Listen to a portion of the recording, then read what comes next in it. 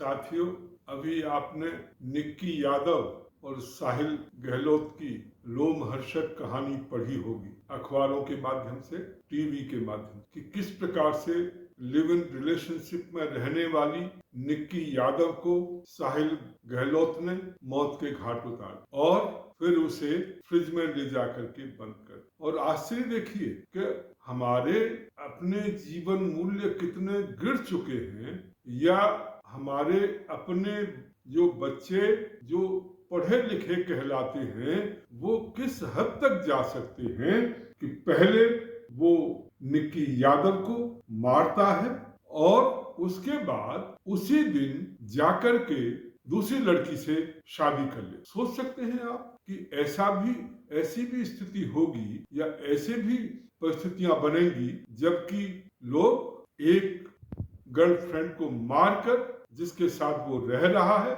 उसको मारकर और उसी दिन जो है दूसरे के साथ शादी कर ले। क्या हम पूरी तरह राक्षस नहीं बन गए हैं? शायद राक्षस भी ऐसा नहीं करते होंगे, परंतु ऐसा हो रहा। पर इसके लिए जिम्मेदार कौन है? वो माँ बाप जो अपने बच्चों को अच्छे संस्कार नहीं, वो गुरु या शिक्षक जो पढ़ाने के नाम पर केवल कोचिंग तो करते हैं, पैसा इकट्ठा तो करते हैं, परंतु कभी बच्चों को अच्छे संस्कार नहीं देते। वो व्यवस्था, चाहे वो सुप्रीम कोर्ट की हो चाहे वो सरकार की हो, जब दोनों ने मिलकर लिव इन रिलेशनशिप को कानूनी तौर पर उसे मान्यता दे दी। यही सुप्रीम कोर्ट के जज थे जिन्होंने की इस लिव इन रिलेशनशिप को मान्यता दी थी और एक्स्ट्रा मैरिटल रिलेशनशिप उसको मान्यता दी। और उसकी कीमत जो सरकार के द्वारा लापरवाही हुई और जो ये जजों के नाम पर या न्याय के नाम पर जिन जजों ने हमारे साथ अन्याय किया, वो इस सब के लिए जिम्मेदार हैं। अभी थोड़े दिन पहले हमने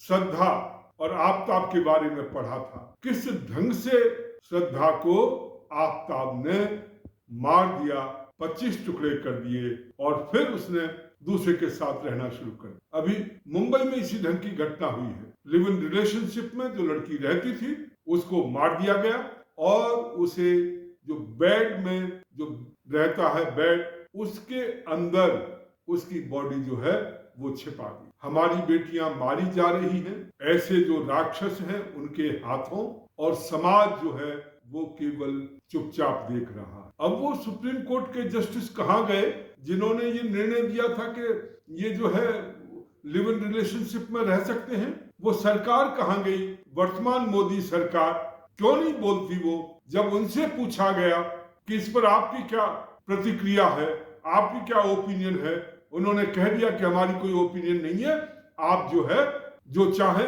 वो निर्णय दे दें। और सुप्रीम कोर्ट ने निर्णय दे दिया, लिव इन रिलेशनशिप को मान्यता दे दी गई। उसका परिणाम हमारी बेटियां जो है भुगत रही हैं। राक्षसों के हाथों मारी जा रही हैं, कहीं आफताब के हाथों, कहीं साहिल के हाथों, कहीं किसी और के हाथों। और आप देखिए कि उसको भी मान्यता जो दी गई वो भगवान कृष्ण और राधा के नाम पर दी गई थी कि भगवान कृष्ण और राधा जो है वो लिव इन रिलेशनशिप में रहते थे। और आज हमारे मोहन भागवत जी और आरएसएस के नेता या आरएसएस के लीडर्स वो कहते नहीं थकते कि महाभारत में जो है लिव इन रिलेशनशिप का सिस्टम था। महाभारत के आधार पर उसको सिद्ध करने की आरएसएस के नेता जो है वो कोशिश कर रहे हैं। ये कौन सा समाज बनाना चाहते हैं? ये कहां से पढ़ करके आए हैं? अरे महाभारत को पढ़िए, उसमें भगवान श्री कृष्ण की केवल एक ही शादी हुई थी, वो केवल रुक्मिणी से हुई थी। राधा नाम की, पूरे भागवत पुराण में राधा नाम की किसी लड़की का जिक्र तक नहीं है, कोई नाम भी नहीं आता। महाभारत में कहीं राधा नाम की लड़की का जिक्र तक नहीं है, फिर भी हमने कहानियां बना ली हैं और उसके आधार पर हम लिव इन रिलेशनशिप को जायज ठहराने की कोशिश कर रहे हैं। मैं सुप्रीम कोर्ट के माननीय जजों से अनुरोध करना चाहता हूं, जरा चेतो।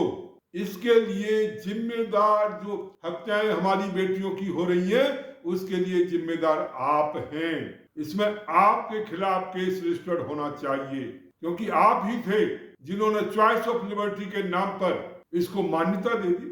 अरे चॉइस ऑफ लिबर्टी अकेली चीज थोड़ी होती है, उसकी सिक्योरिटी, उसकी सेफ्टी ये चीज नहीं होती। उसकी देखभाल कौन करेगा, कैसे करेगा?